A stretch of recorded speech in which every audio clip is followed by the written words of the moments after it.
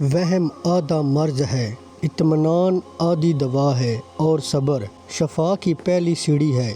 یہ کہا جاتا ہے کہ ایک شخص نے رومی فلسفی سے ملاقات کی۔ فلسفی نے اسے اپنے دسترخوان پر دعوت دی۔ جب وہ شخص شوربہ پینے لگا تو اس شخص نے پیالے میں سانپ جیسی کوئی چیز دیکھی، لیکن شرمندگی کے مارے وہ پیتا رہا۔ گھر جا کر وہ اس بات سے پریشان رہا کہ آخر اس نے کیا پی لیا ہے۔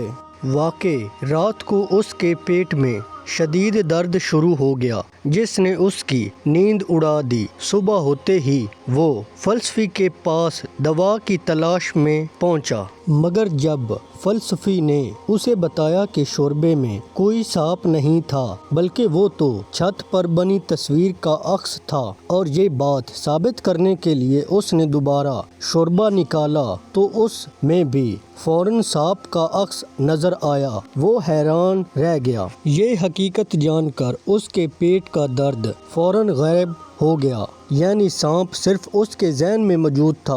وہم میں ایک عجیب طاقت ہوتی ہے جو انسان کے اندر ایک محسوس ہونے والی حقیقت میں بدل سکتی ہے۔ اس لیے ابن سینا نے کہا تھا، وہم آدھا مرض ہے، اطمینان آدھی دوا ہے، اور صبر شفا کی پہلی سیڑھی ہے۔